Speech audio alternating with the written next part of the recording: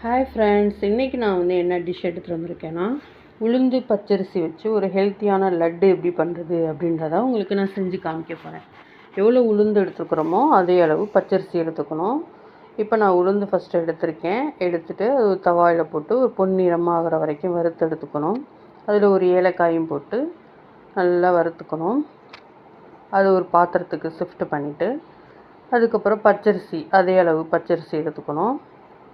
அதையும் வந்து சிம்மில் வச்சு நல்லா பொன்னிறமாகிற வரைக்கும் வறுத்து எடுத்துக்கணும். இந்த மாதிரி ஆகிற வரைக்கும் வறுத்து எடுத்துக்கணும். அதுக்கப்புறம் அதை ஆற வச்சுட்டு ஒரு மிக்ஸி ஜாருக்கு ஷிஃப்ட் பண்ணி அதை நல்லா கிரைண்ட் பண்ணி எடுத்துக்கணும். நல்லா கிரைண்ட் பண்ணிகிட்டு இருக்கும்போது கொஞ்சம் ஒரு பிஞ்ச் மட்டும் சால்ட் சேர்த்துக்கணும். அப்போ தான் நம்ம சுகர் சேர்க்கும்போது அது தெரியும். அதையும் திரும்ப ஒரு தடவை கிரைண்ட் பண்ணி எடுத்துகிட்டு ஒரு தவா அடுப்பில் வச்சுட்டு நெய் தேவையான அளவு ஊற்றிட்டு கொஞ்சம் முந்திரி போட்டு அதை நல்லா ரோஸ்ட் பண்ணி எடுத்துக்கணும். நல்லா ரோஸ்ட் ஆனதுக்கப்புறம் நம்ம கிரைண்ட் பண்ணி வச்சுருக்க அந்த மாவில் நல்லா சூடாக ஊற்றணும். நல்லா கிளறணும். சூடாக ஊற்றுனதுக்கப்புறம் அதை நல்லா கிளறணும்.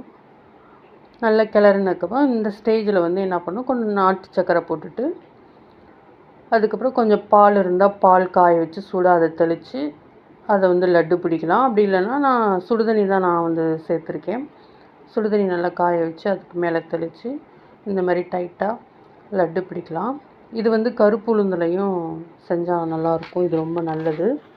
இது எலும்புக்கு வந்து நல்ல பலன் கொடுக்கும். இந்த மாதிரி லட்டு பிடிச்சி வைக்கணும்.